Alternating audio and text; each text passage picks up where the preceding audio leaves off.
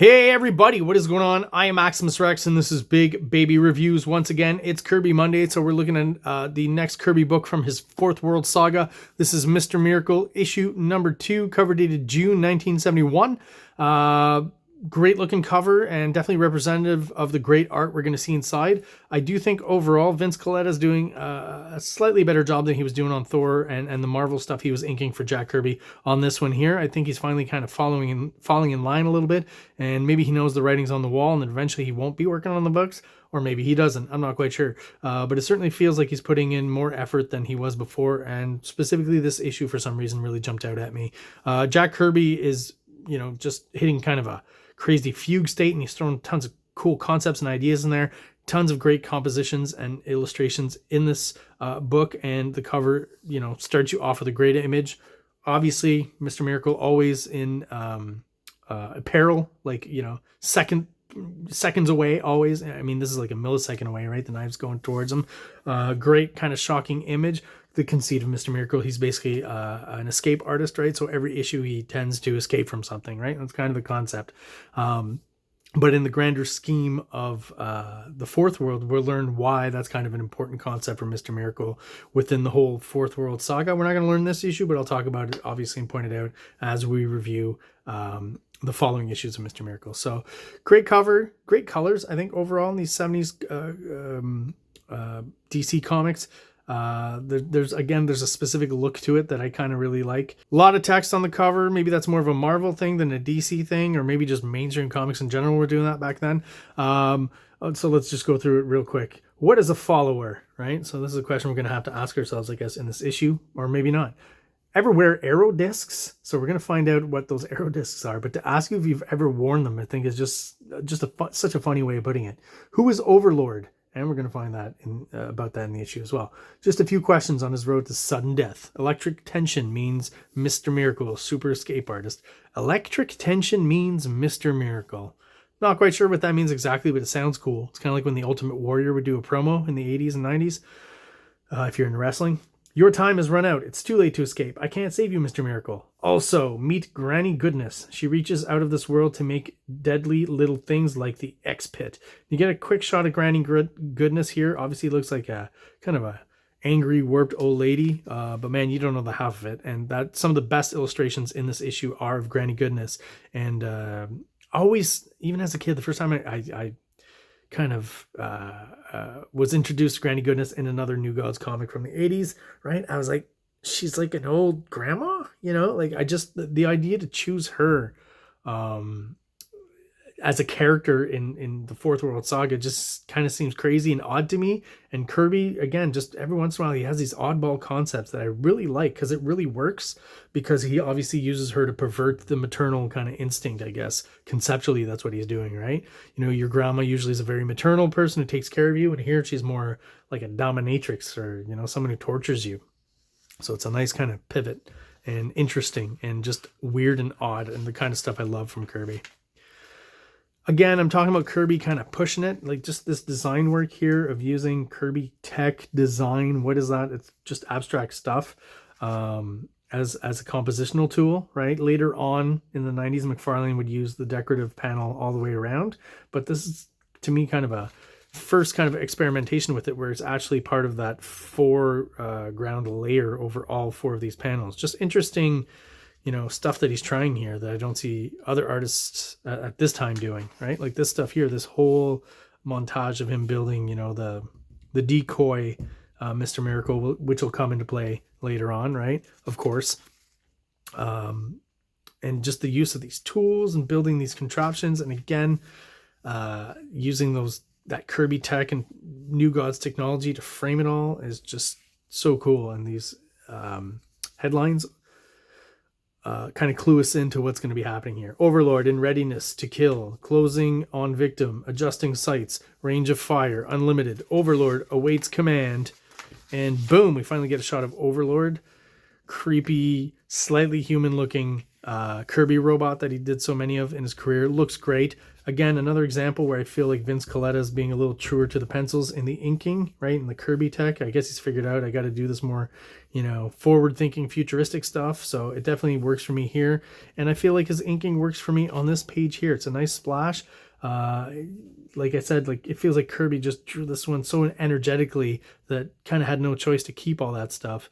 You know, trying to illustrate it more or make it quote unquote more illustrative or nicer wouldn't have serviced it here. So I feel like Coletta's following. He's doing the squiggly lines. He's doing the big black, bold, black spaces that Kirby likes to throw in there. And we're almost there here. Feels like Coletta's being a little more reverent to the pencils here, at least a little bit.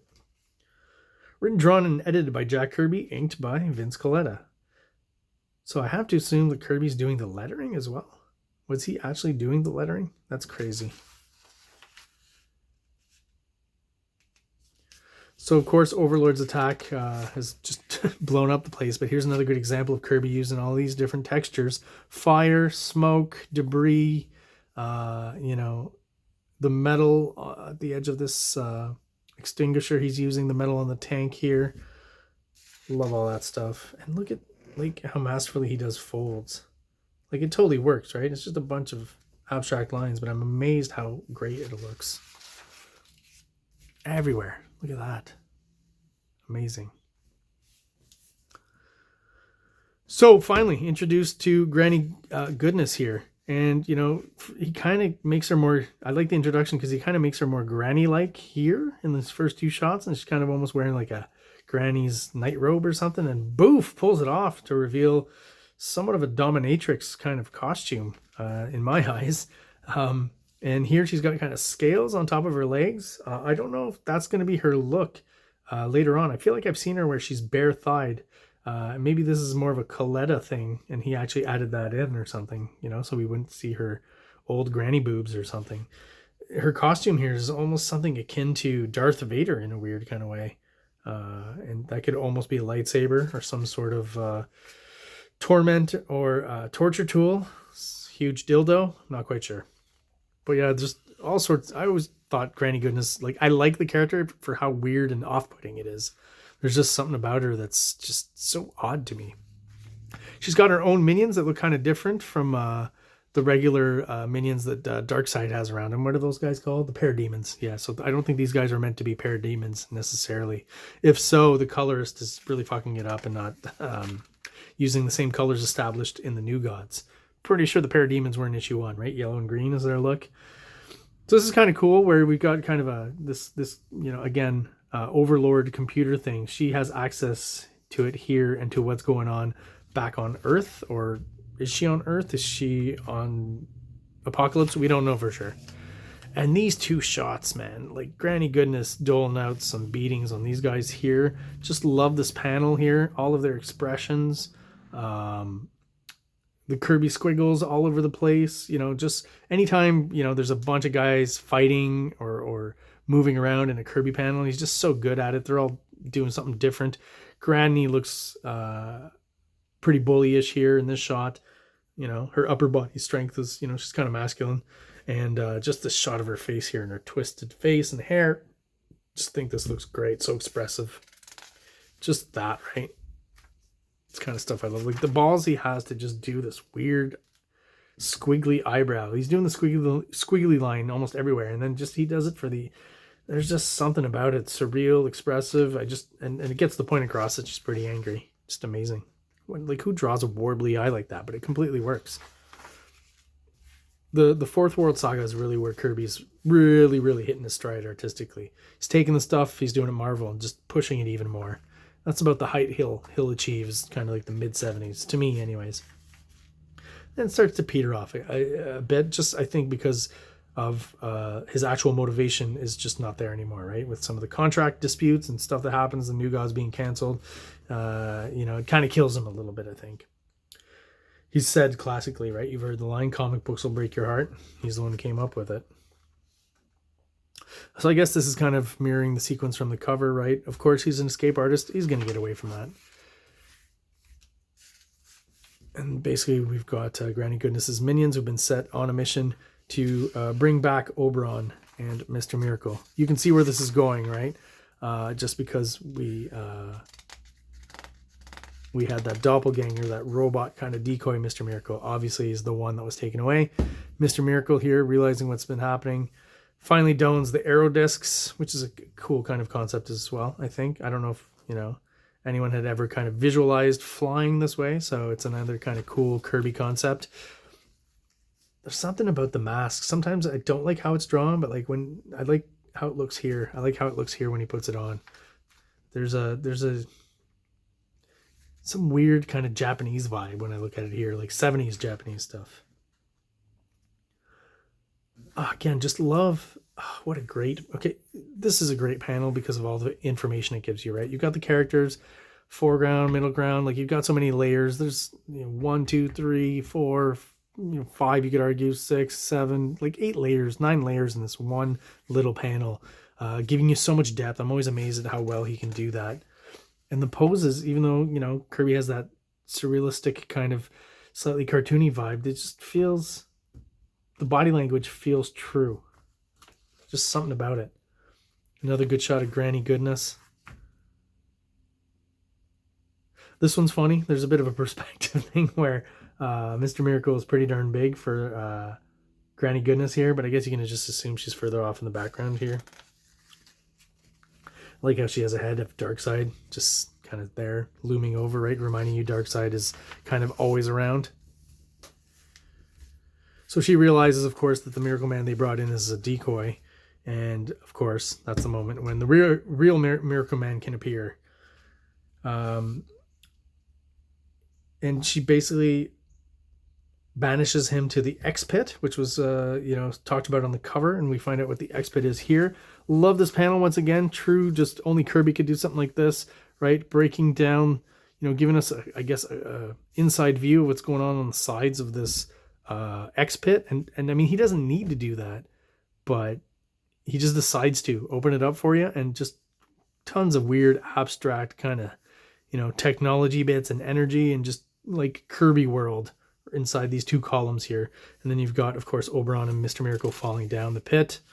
A little bit of badly inked Kirby Crackle by Coletta, but still just such a weird and cool panel. This is, again, the stuff I like from Kirby. These 3 panels here, their descent down into the pit, all these weird, abstract kind of geometrical shapes and patterns and lines.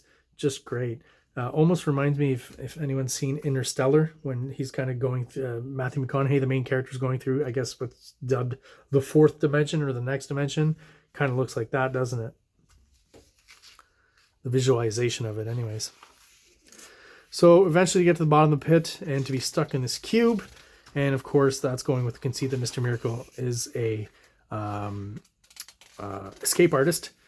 And all of a sudden, the bottom of the cube just turns into mud. So once again, a good, the matter changing from solid, see-through, transparent glass or plastic or whatever it was to the mud is happening here, and it works really well. Kind of,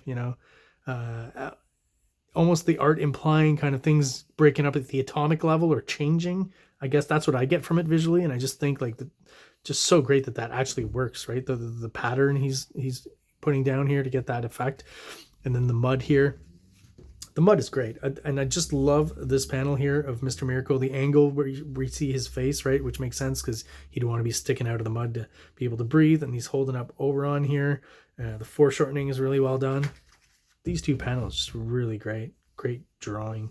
So we're back to Granny Goodness, and one of her minions is bringing her something, he says, that she ordered from the vault. And this little bit of dialogue I got to read because it's just kind of creepy and almost, gives, again, that dominatrix kind of sexual vibe to Granny Goodness, which is disturbing as well in and of itself. My soldier boys are so understanding. That's why Granny trains soldier boys. Granny helped me earn my pointed helmet. Again, it's that too would, Jack Kirby having gone through the wars, that the way he's writing that kind of a jab at the Nazis, possibly, right? The pointed helmet. Granny has earned her rewards too. She worked hard, done all the right things. That's why Great Darkseid gave her this wonderful gift. It reacts to Granny's every wish. I ask it to create a valuable jewel, and behold. And suddenly, this is how Kirby introduces stuff. Zosh, wah, a blinding flash. And boom, this is exploded. And Miracle Man has a beard, right? And the problem with that is, what is it that actually exploded here? You vicious young savage, look, see what you've done. Oh, my heart. And she's very angry about what's happened here and what's exploded, because the look on her face here. Another great shot of her by Kirby. Both of these, right? To go from this emotion of despair and sadness to just intense anger, to body language, everything, just great. And so basically we go back in time, and Miracle Man explains how he escaped, right? And basically he used the mother box to kind of jam, and he call it, I love how I jammed mother box into the torment circuits. Torment circuits, that's hilarious and cool as well. Just another great idea in Kirby concept. Felt her power race with vengeance towards their insidious source. So he sent back a surge that basically destroyed and killed Overlord. I felt him die. And then we get a glimpse inside the box to see that Overlord really was just this small little creature. Is that an alien, a robot? Don't know for sure, but just another great concept by Kirby, that these weird ideas that I just love. You know, some of them are pretty by the book, by the numbers. And then I just feel like through New Gods, he's getting inspiration from weird places. Granny Goodness, this guy here, I love all this stuff. And that's, again, why this period of Kirby is my favorite. Just the most oddball stuff, and that comes out of nowhere, but for me just works because he's making it work visually and conceptually. And that's why, again, it's a great period. All right, well, there you go, guys. That is going to end it for my review of Miracle Man #2. If you're still watching and you're still subscribed, I really do appreciate your support. If you're watching but you're not subscribed, please do so below. It takes a quick second for you, and it really does help the channel out a lot. Helps us grow, helps get us out there to other people who are into comic books just like we are. Thank you guys for watching. Have yourselves an awesome day. King Comics presents Big Baby, Volume 1, Issues 1 to 13. 204 pages of story and art. King Comics also presents Star Crasher one-shot, 32 pages, cosmic sci-fi surrealist adventure. You can find these fine comics at KingComics.CA, at MaximusRex13 on Instagram, or on Facebook, MaxRex or Big Baby. Like! Subscribe!